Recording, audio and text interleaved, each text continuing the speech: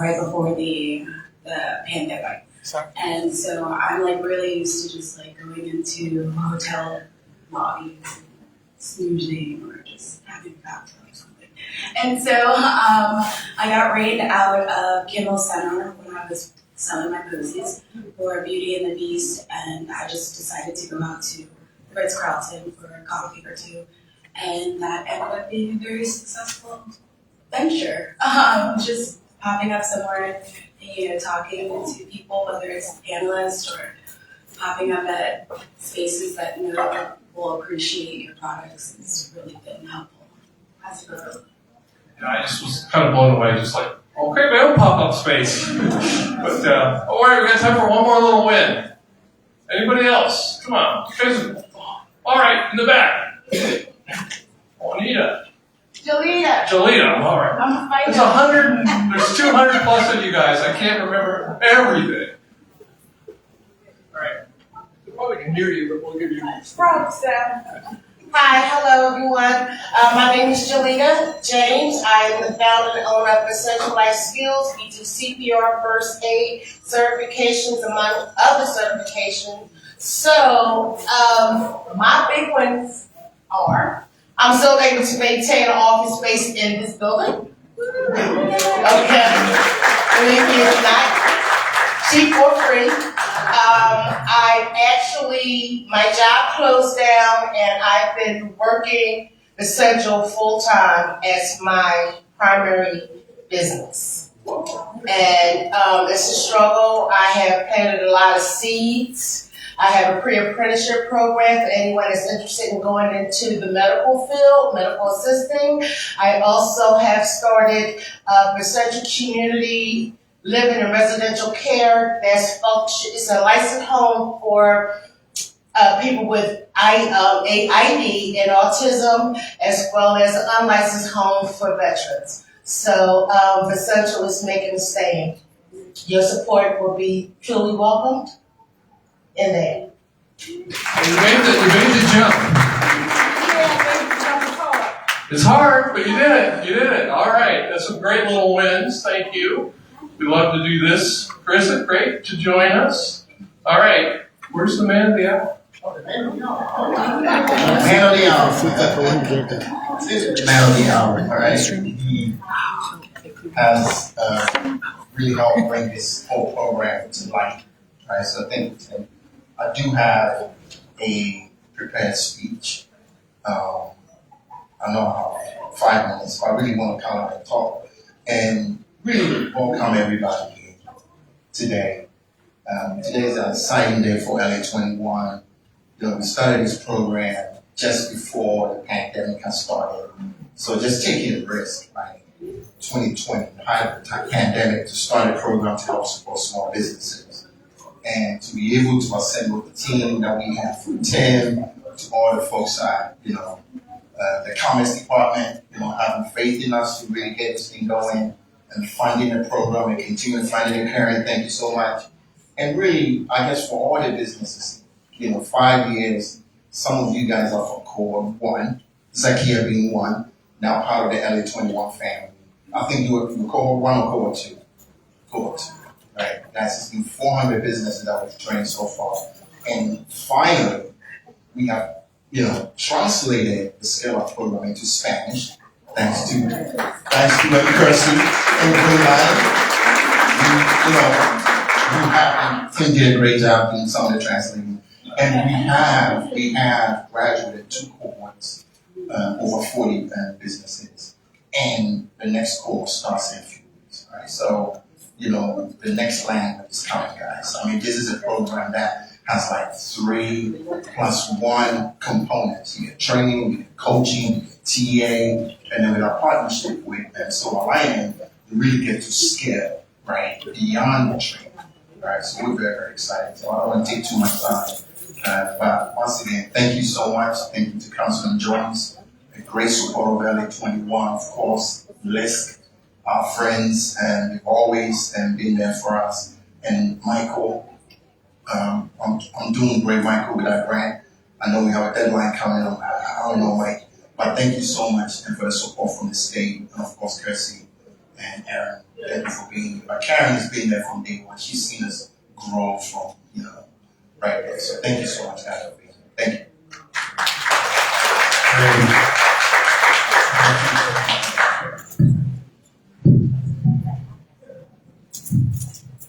Well, let's get started with our panel.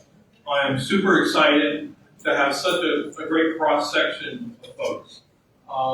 I often talk about, the economic development ecosystem or the small business support ecosystem.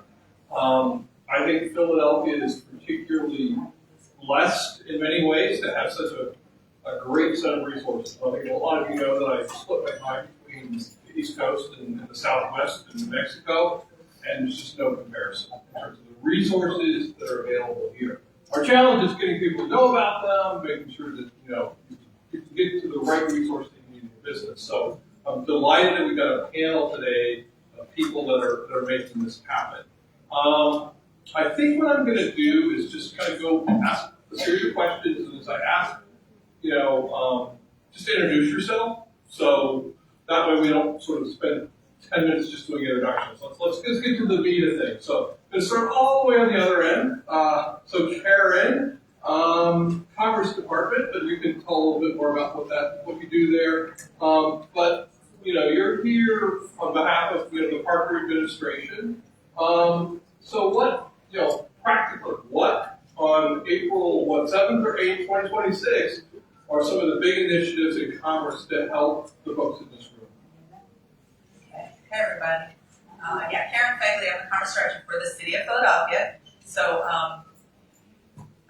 in our current year budget, right, which started last July 1st, the mayor and city council, Councilman Jones, made a huge investment in our small business programs. And so we were able to really enhance our number of offerings for education and capacity building, programs like LA21, Scale Up program, as well as grant programs, what we call direct capital, putting money directly in the pockets of businesses. So we have a number of educational capacity building programs. Right now, we're really pushing out our tax prep just because it's that time of year. If you don't know about our small free business tax prep program, Javier's out there at a table that says Mayor's Business Action Team. He's got information on that. Please hit that up. But as well as really pushing out our different grant programs, we really bucket them as like programs that are ready to help grow, job creation, new equipment, things like that, as well as programs that are geared towards our neighborhood commercial corridors. We see the neighborhood commercial corridors as the lifeblood of our neighborhoods. We really want to create active destinations that are good for people that work there, but also the people that live there and shop there. And then we also have a couple programs for safety and emergency, security cameras and emergency grant fund. And we understand that those are things that are, they're just necessary in the course of our lives here, right? So we are really trying to push all those things out and trying to make them more easily accessible. Commitment to lowering the barrier to access is something we're really big on. There's a bunch of commerce staff here today. Can you guys raise your hands? I'm not going to call everybody out, but this is our commitment to serving small businesses and ensuring that we meet businesses where they are. We have staff that speak multiple languages. We have staff that represent every part of the city and every industry. So, thank you. Thank you. All right. I saw Kirsty, you were nodding your head. So when we talk about reducing barriers, you want to say a little bit about what you do in that space? Yes, of course. Good afternoon, everybody, and I'm so happy that you took the time to be here. You hear me? Okay. I would say this is an investment of your time. We're always very happy to share resources with small businesses. So yes, Tim is right. We've been working very closely with our Scale Up en Español program, and this is what we do. LA21 Chris said, you know what, we're busy enough with one program in English, but they said, no, how can we expand, how can we do more? And that's exactly how we do it. We could say, we are a microlender, we only do loans, but we take the time to connect more businesses with resources, with grant programs. We have done more money in grants than funds with our own loan source. And that that's why what we were created. These barriers, they're not just social barriers, they're also psychological barriers. Because how many of you have million things that you could be doing if you took the time to be here? And whatever you gain from here is gonna be priceless.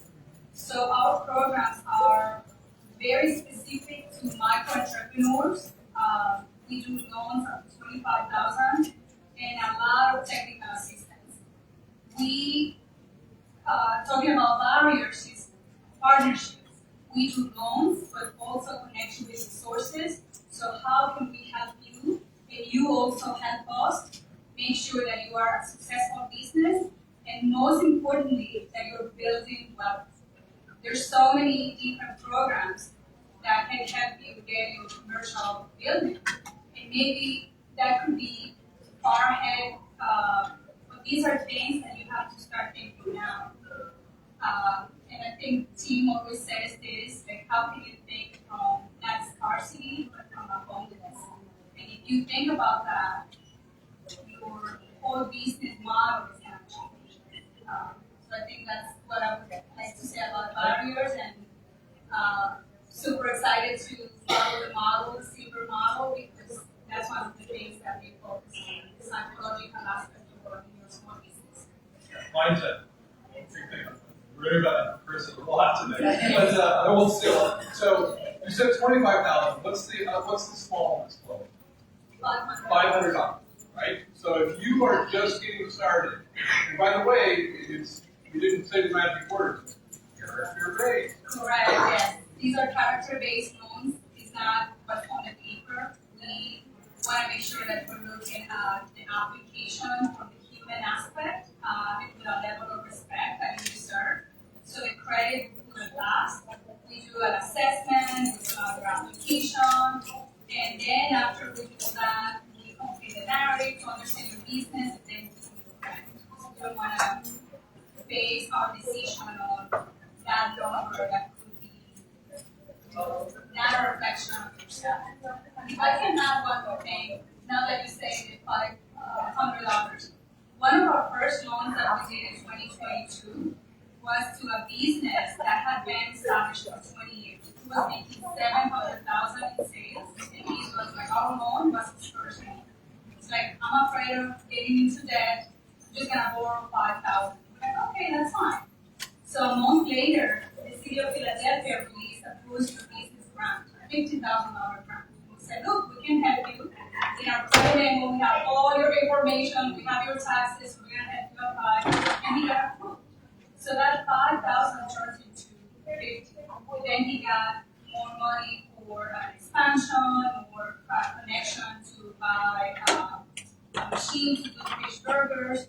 So it's really what is beyond the money, not necessarily $500 or $20,000.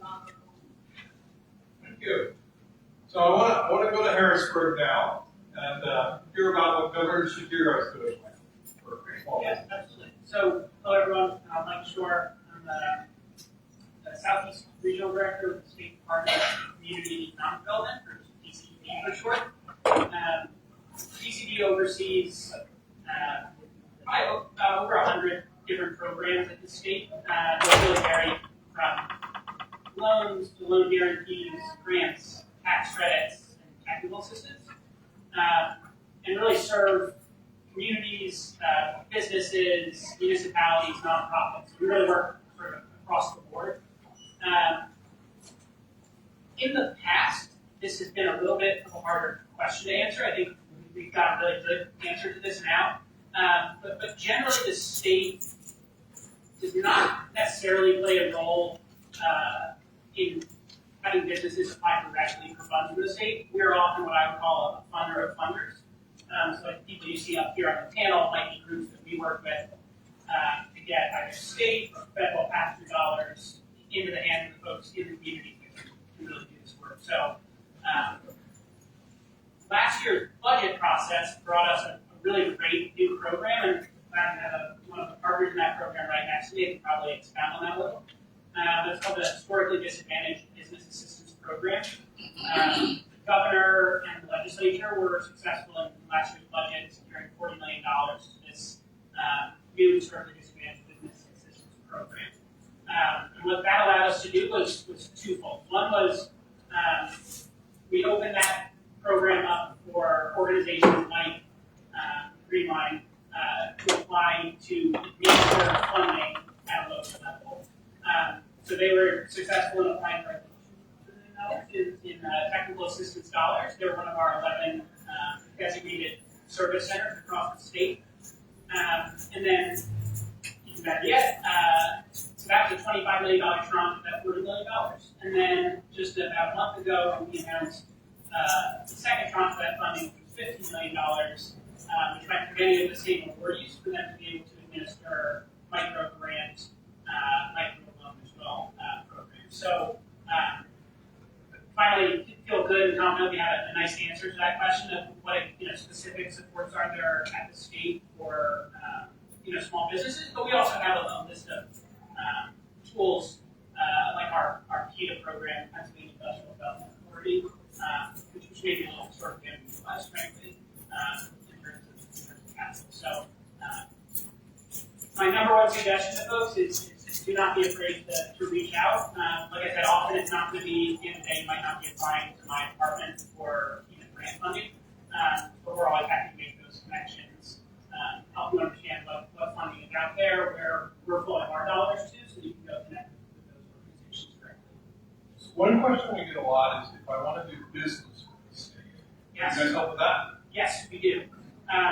So within DCDD, we have an office, and this actually dates back to the Wolf administration. The Shapiro administration has really doubled down on these efforts, so a lot of credit is given to the new administration. But under the previous administration, we established something in DCD called the Pennsylvania Business One-Stop Shop. Previously, I think there's about 6 or 7 state agencies that are really involved in start to finish getting your business operating. DCD might be involved, Department of General Services might be involved from a permitting standpoint, Department of State, Labor and Industry, so there's all these different agencies, and the previous administration established this new service center within DCD to act as a conduit to all those different agencies. And so we are versed in some of these processes in terms of getting registered as a small or diverse or woman-owned business in the state, as well as potential contracting opportunities with the state itself, where you might, engage in a contract with the state and get paid from the state for your services. So both of those processes, it's great to start, I think, at our department, and then, if needed, we can connect directly with the Department of State and Department of General Services in that process for registering your business.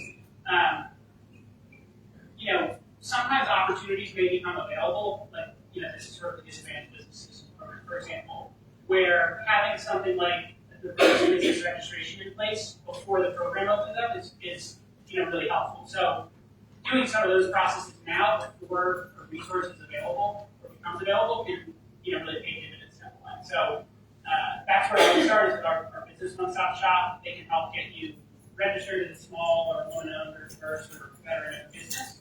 And then that can also get you right into that pipeline of registering to do business with the state as well. Pennsylvania one-stop shop. One-stop shop for business. Okay, great. Thank you, Michael. Yeah. Aaron.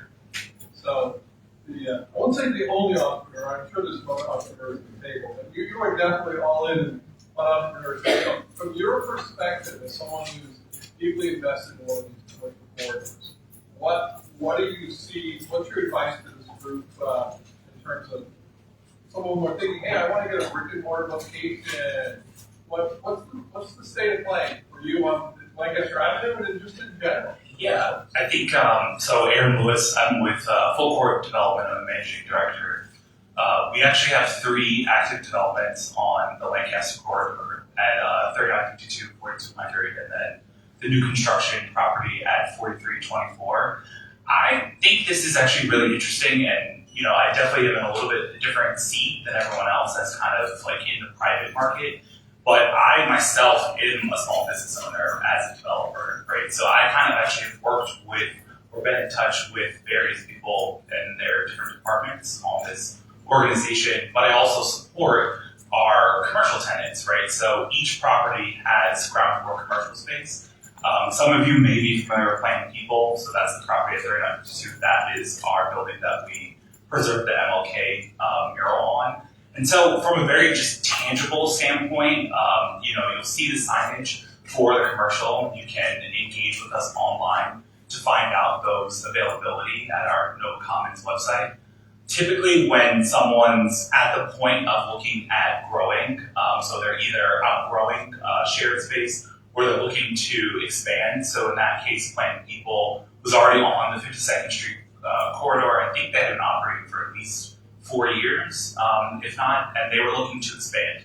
They were looking to add a cafe as well as an event space. So it was natural. We have oftentimes commercial representation. So the commercial broker is typically your first point of contact. They represent not only our interests, but they represent small business interest. We went through a very rigorous process of doing a commercial fit out. So really actually thinking about, you're getting a standard white box when you're coming in, right? If anyone's familiar with the space, it's a custom design, right, that we kind of did for them. And so all of the planning and permitting that goes into that, those are cost. We do have set asides when we do our underwriting. And again, those are possible because of state funding that I have been able to attract to these projects to help subsidize some of those costs. So when I go out and write these programs and write these grants, they're for local businesses, right? That's the first priority. Another priority is women-owned businesses. Another priority is minority-owned businesses. We have no real interest whatsoever, right, in trying to look outward. I think the first look for us is always inward, and that's like the broader, like West Philadelphia, broader Philadelphia, Lancaster Avenue corridor specific. And then, we kind of go through that process of thinking about the viability of the business. It really helps when they're prepared themselves and having operating statements, having their corporate documentation in place. I believe Plain People had already won a grant and a loan through one of these kind of small business startup programs. So kind of coming in through a network is very powerful when you're kind of backed by Quaku or LA21 or some of these other programs that are already out there. It helps kind of connect some of the dots. And then, it's a negotiation process kind of back and forth on what we're offering, what they're offering, and kind of finding that middle ground. And we want to help as much as possible. So again, if it's passing people off to green capital, right, to think about helping offset some of those startup costs. If there's business operations, right, if someone wants to have a more robust offering, camera equipment, cafe equipment, there's services available for that. So I think this ecosystem component is really, really, really imperative. And again, we kind of sit on both sides as well, because we ourselves are looking for money to help with construction and development, and then we are also looking at having those services available to help bring down some of those upfront costs and those barriers around planning and permitting and fit out and construction. Thanks, Can I jump in real quick? I just met Aaron today, but I wanted to say that is amazing, and I think what you're going to say is what you're offering is not your typical landlord Sure. or broker, right? And so I'm not saying they're bad, but you want to be careful when you're looking for that first storefront, right? Like they're really helping you out with really Yeah, I guess just a quick side note, I think just become careful around maybe doing the due diligence, right? So if you're looking at a price per square foot, do your own homework. So I talked to Zakia about this, that there's definitely discrepancies, right, on a Lancaster corridor. There's a lot of very older buildings, there's a lot of newer buildings, there's a lot of buildings in between. So anticipate those different price points and identify really what your needs are. I don't think there's any harm in kind of going into an older property, but there has to be a little bit of a trade-off. I don't think there's any harm going into a newer property and potentially having to pay more, but you do need to know those different price points, because I will agree, I think there's an expectation that any business owner has done their homework. Developers aren't kind of in the school of thought of doing the educational component, right? They're kind of expecting that you kind of done your homework, but that is where the broker should be the best mediator between the two parties.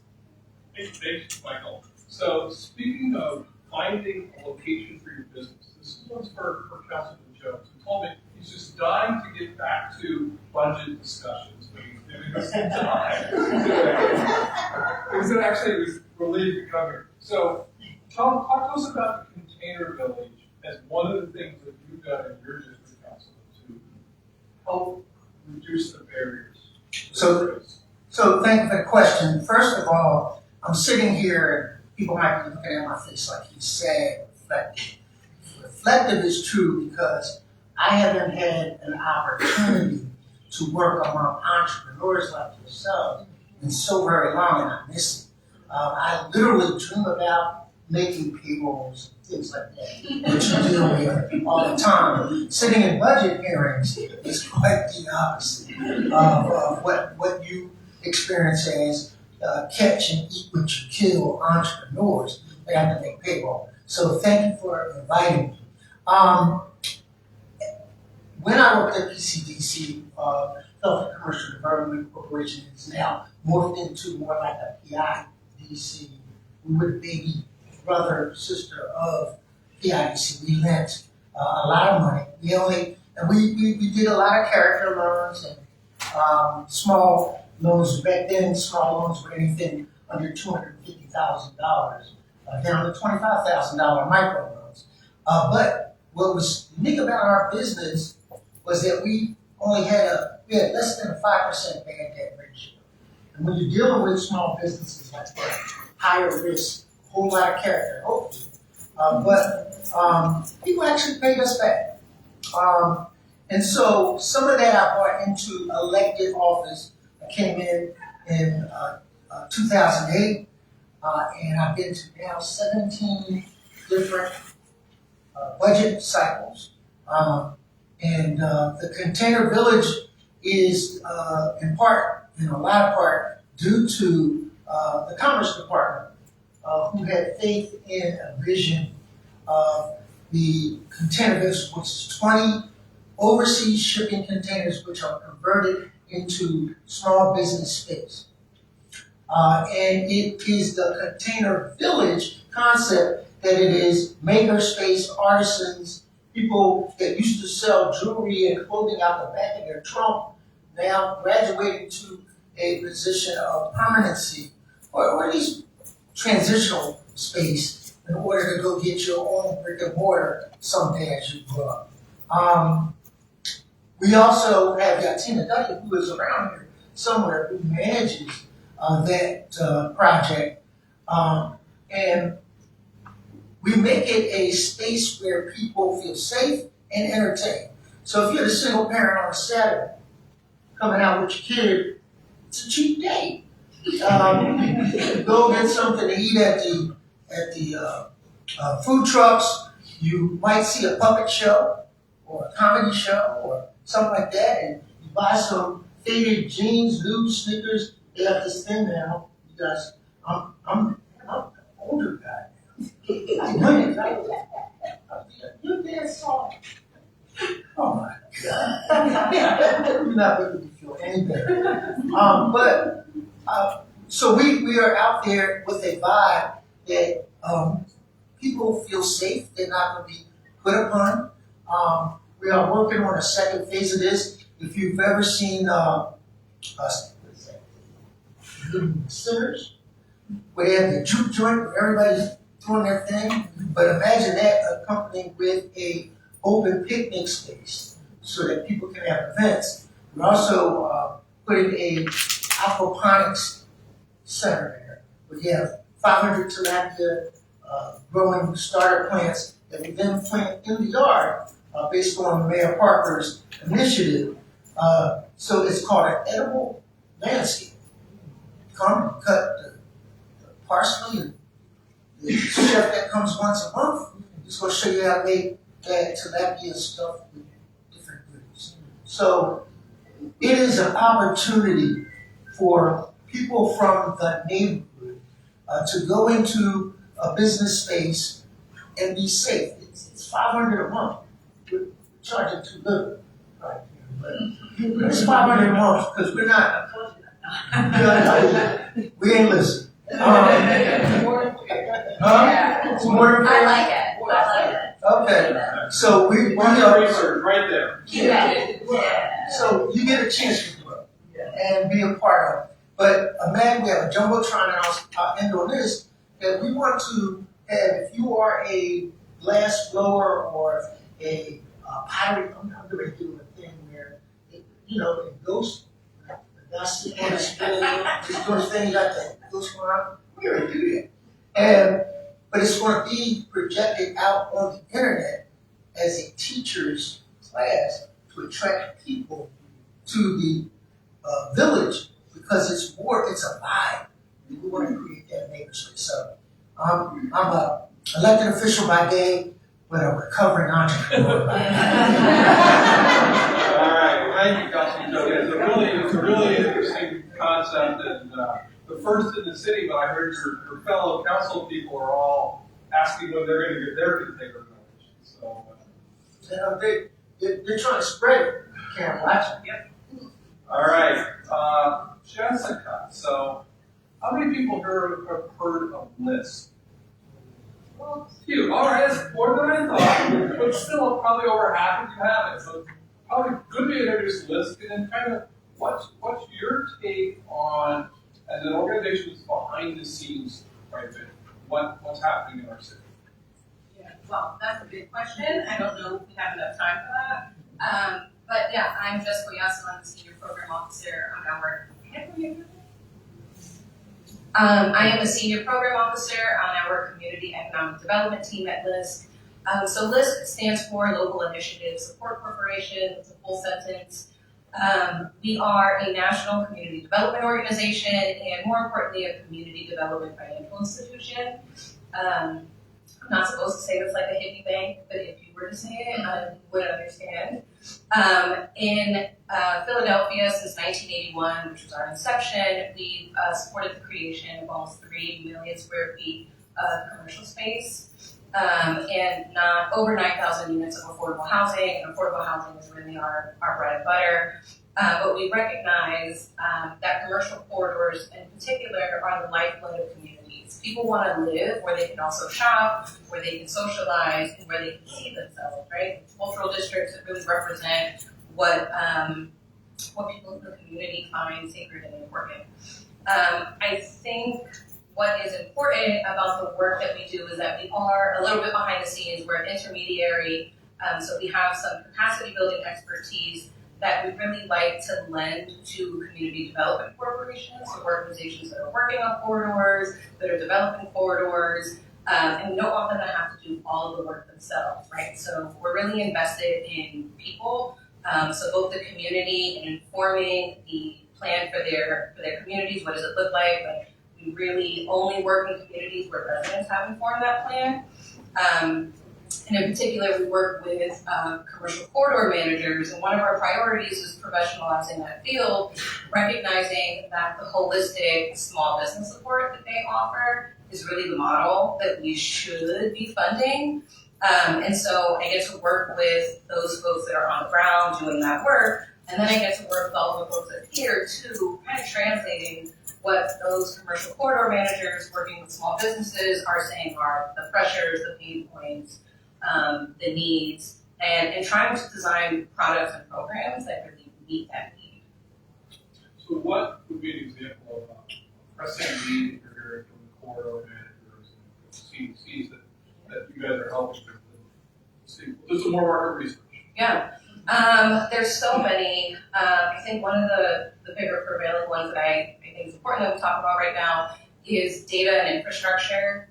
So investments in the way organizations are able to capture data. Why are we collecting that data, right? Not just like how many new businesses are being created, but how many businesses are being retained. How many of them are getting to that 5-year mark and still growing. That also includes infrastructure like AI, right? Like our communities really do need to get ahead of that curve with AI. We're already a little bit behind the 8 ball, so we really have to talk to funders and stakeholders and say, like, this is an important thing that we funnel funds to. in addition to ownership, right? I think Philadelphia has made a lot of progress in having folks work together and form collaboratives. And now we need to do that same effort and work in advancing ownership opportunities for small business owners and residents as well.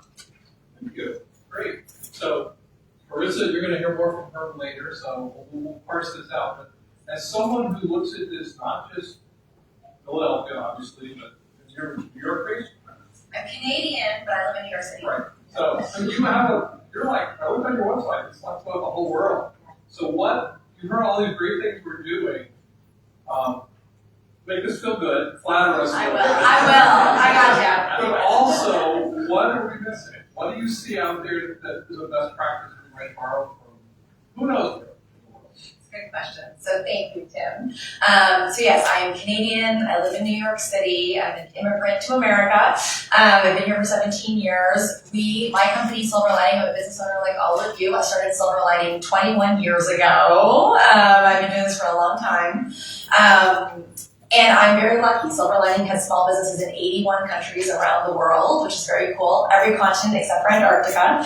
And so we have all sorts of sort of realities and insights about how, even though we're all so different in the world, we have so many things about us that are so similar. And then, of course, there are things that are different everywhere that we do business. I will say, and I mean this, I'm not just saying this because they gave me a microphone, I have so much love and respect for Kwaku and for Kersey, who are really incredible.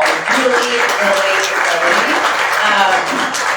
I know I'm here to talk about what Philadelphia is not doing, but I'm just going to talk about what Philadelphia is doing for a second, because we have businesses all across the US, of course, and then around the world.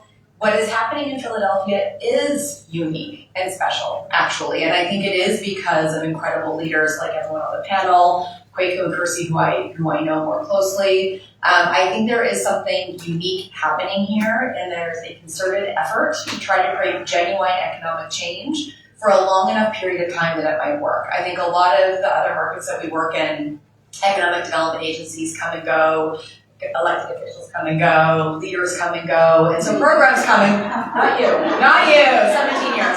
But programs come and go based on a funding cycle, based on someone's new political aspirations, based on someone's transition in leadership, and so small businesses bear the brunt of a lot of dysfunction in government and in philanthropy, in my opinion, and we rely on all of you to restore our communities, to drive the economy, to rent our spaces, to create our jobs, and so often you don't get the support you deserve. And so what's happening in Philadelphia, I think, is beautifully unique, and the consistency of it, the collaboration amongst it, the intentionality around it. I think you guys are lucky in that way, and I really do mean that.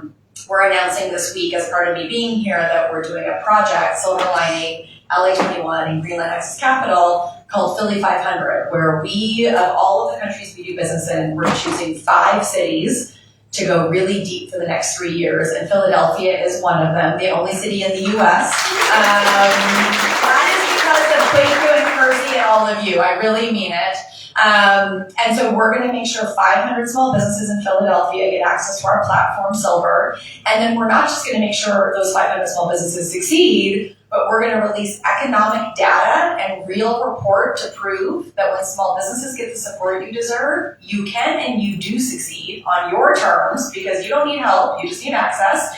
And then when 500 small businesses succeed, we can shift communities and economies. And it's because of you. It's because of the small businesses doing the things you all do amazingly well. So I really do love Philadelphia. Now, what I will say, I also really love the Container Village. That is something I tell the whole world about, and I say that they should all be doing container villages. When Kwaku first told me about it, I love the container villages. That's a best practice that should be a global standard.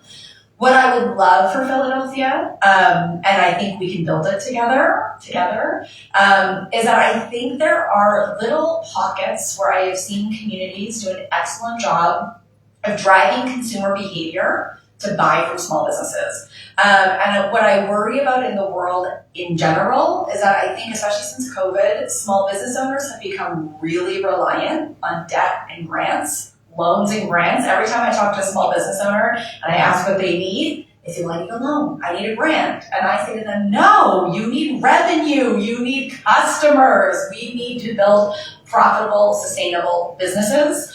And so I've seen pockets where I've seen governments and corporations and people of power using that power and that budget to drive consumer spending campaigns, to actually take the focus away from just driving grants and loans into the community, to try to figure out how to get profitable revenue into the community so that you guys get more customers. So that's what I'd love for us to see and do together in Philadelphia. In addition to all this amazing support, a deep focus on revenue as your primary source of capital, and consumers that are thinking every day about buying from small businesses, choosing community over convenience, going to the local store instead of clicking on Amazon, really making sure that you guys have customers in addition to all the other support you're getting.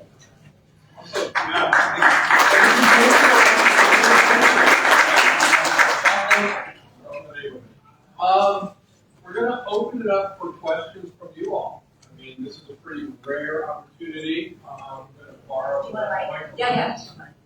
And I will. We've got about 10 minutes or so saw a hand up. Tell us who you are and about your business. Make sure you do a little bit of marketing here before we ask your question. My name is Pearl Bailey Anderson. I'm the owner and operator of the Pearl's Beauty and Prep Hair Scalping and Clinic. So I'm excited, first of all, to be here. I am honored to be here sitting in front of you guys. This is an opportunity that we don't normally get. We get it in a different way, and to hear each one of you and what you have to offer is awesome. I also was one of the first entrepreneurs to do the Container Village and Love Park because of our representative, Curtis Jones, who I grew up with. And just having that opportunity, I have a brick and mortar. I also have a historic building. So when you think about growth and grants, is was something that came out more for opportunity for us for during the pandemic. Salon owners were the first to close and the last to open. The first to close and the last to open. We lost a lot of revenue because we couldn't service clients. And then we had a hard time getting grants to help us open back up. So with that being said, I'm not a grant or loan person. I don't want to borrow money. I don't like borrowing money. I like earning revenue. And I did that in a way of having my own building, number one, having the business in that building, coming up with our own product line to create more revenue. The problem has become hiring. That's a big problem for us to be able to hire competent, reliable, dependable. There's more adjectives I can use there. Employees. People say they want to work, but when it comes to showing up, they're not showing up. I'm an educator, so I'm also a cosmetologist instructor for the state of Pennsylvania. And being that, I also teach. So I've been teaching people how to do hair, how to even pass these state boards since the early 80s. So with doing that and trying to help people all my life, it is really, really hard to find that people don't want to work. We didn't have an opportunity for them to work. We can grow, but we can't grow. We can't have employees. We also took scaling up with them. Yeah. And you're marketing with your church all the time. I love it. So I'm going to flip that one to Karen and to Michael. Workforce development. Now, when I think about workforce development, I think, welders at the shipyard, things that are different than what this group does. How do we approach workforce development to support small businesses? I'm going to put you on the spot, but Karen and then Michael. I don't think there's a silver bullet, right? I think we all know that, and you're not the only one coming from us seeing all that. It's not behind you. So I think there's a few things. One of the things the city's focused on right now is our youth program called Career Connected Learning that provides summer jobs and internships to beyond high school students, actually. it goes up to.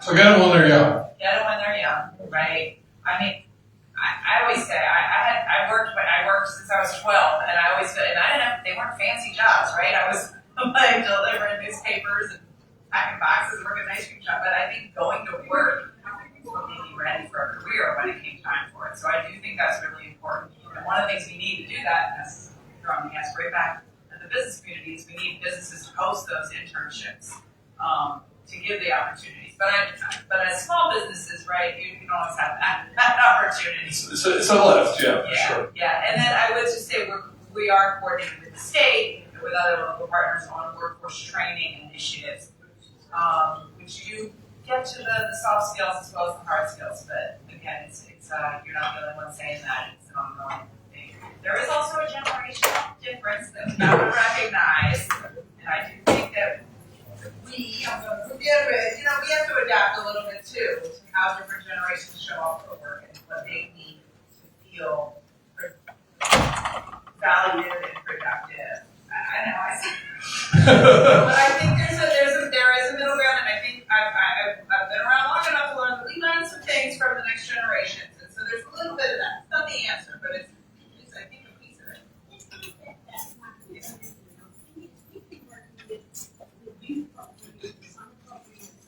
Oh, okay. Thank you for that. They never come back. They leave, they still never come back again. It's trying to train or change or shift their mindset. Soft skills, yeah. Mindset. It's not. Okay, well, let's so Michael, you're gonna defer Councilman Jones. I appreciate it. But Pearl, your brother sold clothes out the back of his car successfully. Some of the best outfits I ever had. And so I'm glad to see you're doing well. But on the issue that you raised about employees, the pandemic actually did us a disservice. I had, Larry's up on City Avenue. He stopped me in a parking lot at First Step. And he's Egyptian, and I understood it. And he said that because of all of the subsidies we were giving people, that it made them less than enthusiastic about it. If my cable's paid and my food refrigerators, why do I need to go flip your burgers? And he really got upset about it. And so the answer to it is I've had over 1,000 interns, like from high school, 17 high school, college, grad school lawyers, right? And they've gone on to do some amazing things. The former mayor's chief of staff was one of my interns. Judge Samantha Williams, one of my interns. Morgan received this state rep, one of my interns. And the reason that they bought into it, it wasn't because I was paying them a lot, I was teaching them. And I really took, no, you don't need to go get my coffee, but I need you in this meeting on the budget to interview the police commissioner on how he's going to reduce fatal shootings. Now, the better one was the newly established Office of Environment. I had a guy in there with an environmental agent. And so he's sitting there and he's feeding me the questions. I care about that. I come from first. So, but I had to learn about, some of the climate challenges that we face. And she's giving these good questions. I asked her, and she looked, she said, you don't know that.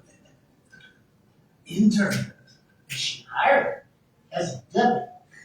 And so those actual opportunities that you gotta be willing to kind of teach and be willing to make them feel that. Oh, okay, so we do have one more comment from the audience on workforce, and we're going to take one more question, and then we've got the presentation. Maybe two questions, but Stacey. Hi, everybody. My name is Stacey Mandel. I'm the founder of Big Mindfulness and Meditation. I just wanted to say April is Second Chances Month, and in Philadelphia, we have about roughly 1 in 4 people have a criminal record. I'm a volunteer pardon coach, so I've worked a lot one-on-one with people helping them apply to get a pardon. And this is also a workforce development.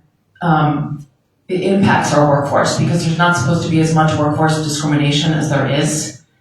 And especially people who have the real desire to do better and to start over and have a second chance and really had a lot taken away from them. Their families, their opportunity to volunteer in their kids' school, loans, education, whatever. They want that second chance. And it takes a long time right now for people to get a pardon, to get their records cleared. It can take up to 11 years, like 8 to 11 years.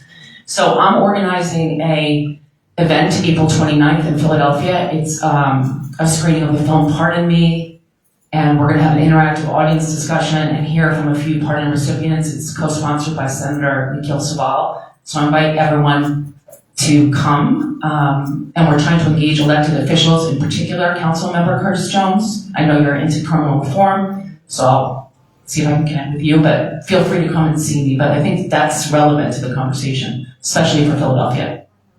Yeah, absolutely. The re-entry barriers there. Talk about lowering barriers to access, whatever. Got a couple more questions. Good afternoon. My name is Melania. I have a 2 small business, Executive Melania Cleaning Service. I have a question for Michael.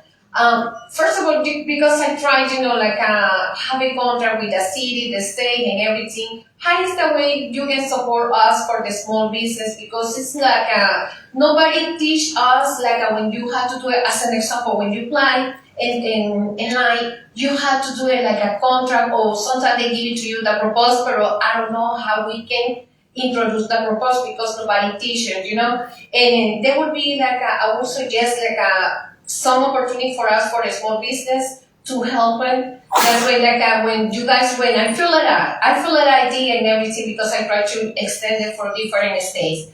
And when I go to the, for online and everything, I fill it out for having contract with you guys, but I need to know how I can do it for the proposal because I have no experience. I don't have the experience for the proposal. So my question for you is, how I can do it first. Second question, how is the way you guys can you support more for a small business because I have a small business. So you will see me my face everywhere. I go in the Muslim and the check and everything, so maybe you can give me some opportunity or maybe you can give me some more information if you have a business card. Thank you. Yeah, it's definitely daunting when you're trying to fill out all those forms. Any thoughts about that, Michael?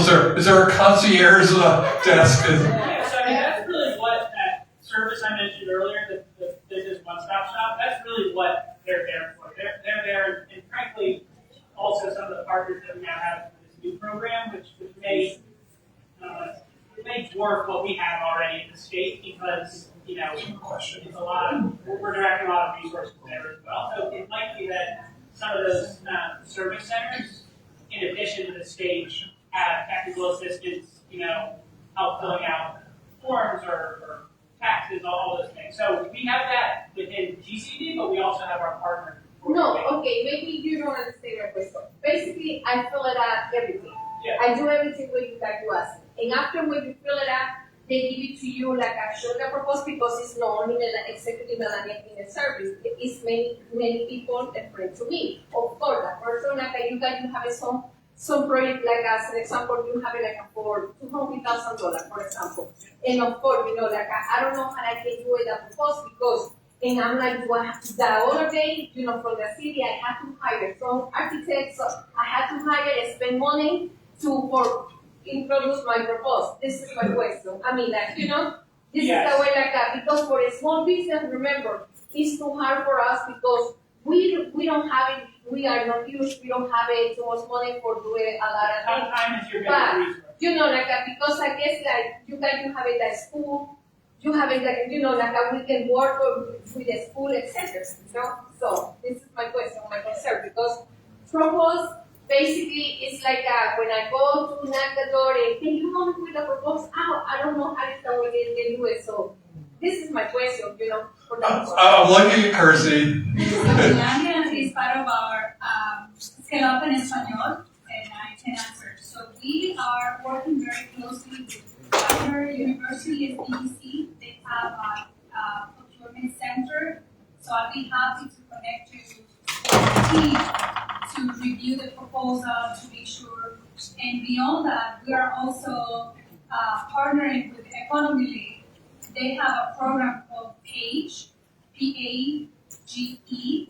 I forget the meaning, but it's P-A-G-E. And all they do is connect small businesses with larger contracts, with big procurement, like RMR, Comcast. So we are working on doing a series of virtual workshops to connect small businesses with their program, because we don't know that, right? That they have a program, but small businesses don't know. Their program has money to cover the insurance, because sometimes, most of the time, that is the main barrier to get the procurement contract. So they help you with the application, they help you with the connection. So I'll be happy to share more. All right, we have time for one more quick question. Good afternoon, panel and guests. My question is, what is a corridor manager? I'm kind of green. This is the first time I've been in business. I have a nail salon, I've been there for 4 years now. So I'm really green with everything, so I really don't know which way to start, who to talk to start the Where is your business? It's on Wayne Avenue. It's a Germantown area. So I really don't know too much about the grants and who I should start up with to get this information. Oh, sure, yeah, Like Wayne Seymour, and Mainland. Yeah, so corridor managers are employees of your local CDC, so in the case of that United, things like that, at Church United, so I can actually get you connected. Okay. But corridor managers work to manage the corridor, cleaning it, working with small business owners, trying to connect them, a whole range of issues they can really try to work on, and these negotiations, for example. Their jobs are not straightforward, so you can really tailor your relationship and your interaction.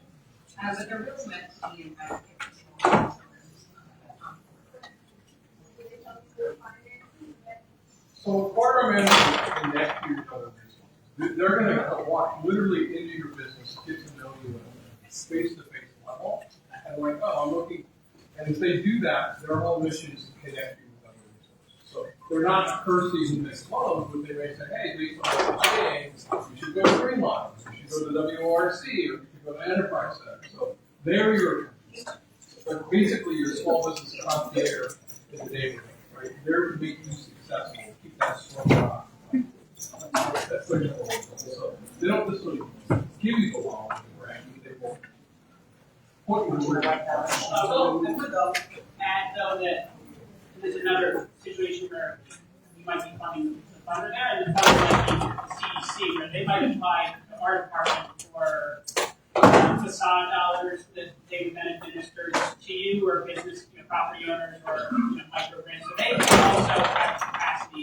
Right, they are getting some of that state money. So yeah, they will be in that business. But yeah, definitely connect with our panelists. One last question. 2026, 250 years, FIFA. How do we make our small businesses take advantage of that? I'm just going to open it up to anybody here in terms of what resources do we have in this sort of unusual time. Yes, Councilman. So the city rep was really tough bird, is very much looking for, along with newness from her department, entrepreneurs, small businesses can take advantage of the birthday party. Birthday parties will be all over. Just in my district, we're doing the FIFA thing on Lemon Hill. There's vending opportunities, everything from food trucks to other stuff, that will be out there for 40 days. 40 days. And consumers from all over the world, including Canada, will come down and cheer on their new team. So whether it's soccer tunics or whatever it is, soccer balls or whatever, I don't know, but you should. And so if you were to call this tough, Giselle Jones, very much related. That's my wife. She's looking for you. So, all right. Yeah, Scott. Yeah. Councilman, you'd be in trouble if you don't know. Don't tell her. He has other ways to get in touch with Yeah, I see her. No, what I can say is, I mean, you're right, and we are lucky out there are so many great events happening this year. And honestly, this is kind of just the way Philly's gonna be now. We're gonna keep having great events. So if you do wanna get connected, there is a website, phila.gov/2026. On there, we just uploaded a business resource guide. I think that's what it's called. Thank you. And it gives you some other ideas, checklists, how to prepare, thinking about people coming from different, parts of the world, speak different language, things like that. Make sure your business is on Google. Please get on Google. And it also, and on that page, that phila.gov/2026, it can also connect you with how to sign up as vendors and stuff like that. It also connects you to our Mayor's Business Action Team. You can call us or email us. So I'll give that phone number, 215-683-2100, or you can email business@phila.gov to just find out where the different signups are. All right. Speaking of CDCs, I think I'm going to leave the last word to Kwaku to wrap us up, make up some presentations. Sure. So, thank you.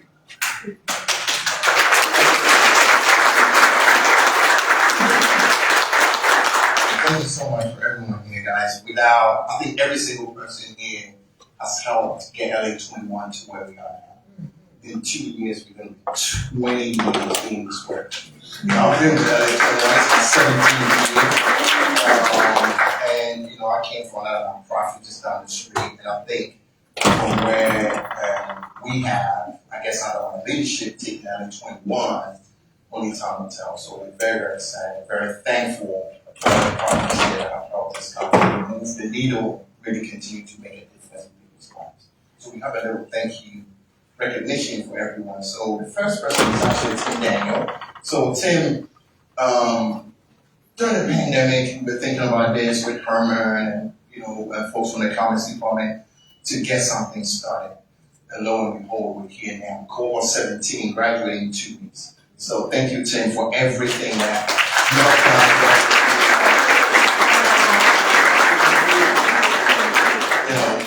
400 plus. So I guess once we add cohort 17, it's going to be like 440 something. Right? I mean, and cohort 18 starts in 2 weeks. So we are making a difference in the city, and we're very, very grateful. The next one is our good friend. So someone told me, oh, we misspelled your name. Yes, I did. So I'm missing one that's I'm sure we'll work with it. We'll fix it. Yes, but I think it's thank you. Thank you for your friendship. Thank you for your leadership in the community in terms of where small businesses are going. And we're very, very grateful to you for everything that you have.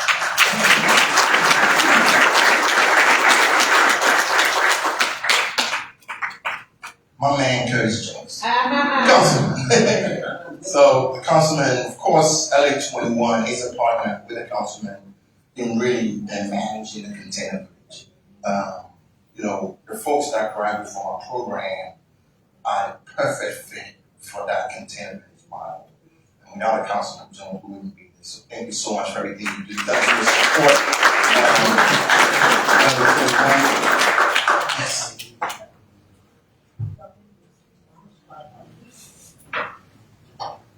I'll be talking. I'll take a picture with the Councilman. What's going on?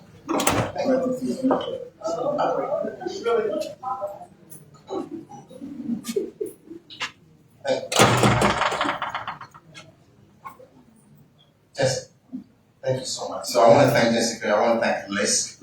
We are doing a whole lot with LISC.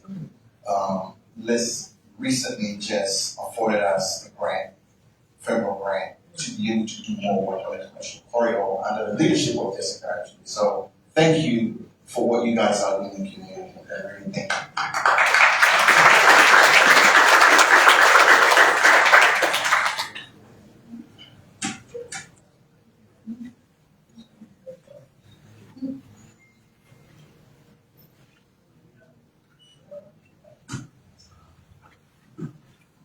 Michael. Ready, he's getting up. Yeah. Oh, Mike. So I'm trying to bother Mike because there's this grant that we have. I don't think we're gonna meet our deadline, so I'm like, Mike, the state grant that we're using to manage the corridor. And we're but Michael is behind the scenes. A lot of times you don't get to kind of know the people that are making things happen. But Michael is key, and I'm so happy that he came to really support us. Thank you so much.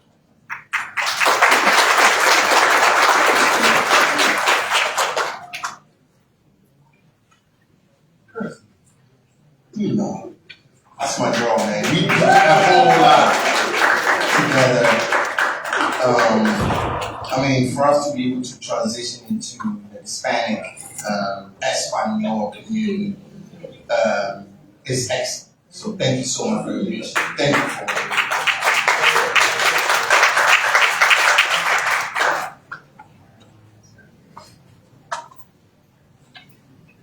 Aaron. So, Aaron, thank you for your investment on my cash route. And, the LA21 corporate office that is coming soon is going to be next door to his property. All right, right on 4320 to 22 is going to be LA21 corporate office. They own 4324. So, they absolutely feel that property. So we're very excited.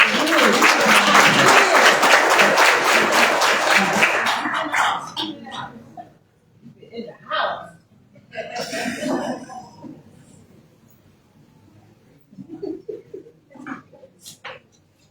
Thank you. Karen.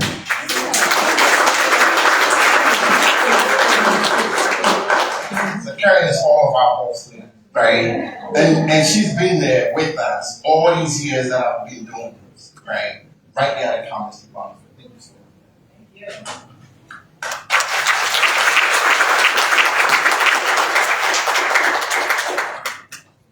We are proud to, I think we funded Scott since the beginning, right? Yes. But I appreciate this. You're doing the work. He's really doing the work. So we're just proud of the partner. Thank you so much. All right, thank you, everybody. Thank you for coming. So we're going to take a break. We'll do some flavor shots here while we break. But we're back here in 55 minutes, so at 3:55, and we'll do a little bit more little wins. I didn't get everybody's little wins, so another opportunity at little wins. And then we're going to be really excited keynote presentation from Carissa. So get some food, check out the vending, and back here about 50 to 55 minutes. As Tim said, we'll be meeting back in this room at 3:55. Also, for those of you that have a raffle ticket, it will be pulled at the closing remarks at the event. So for those 10 laptops that we're giving away, it will happen at the closing remarks. And you have to be present to receive. So all the raffles will be hosted at the end of the celebration. Thank you.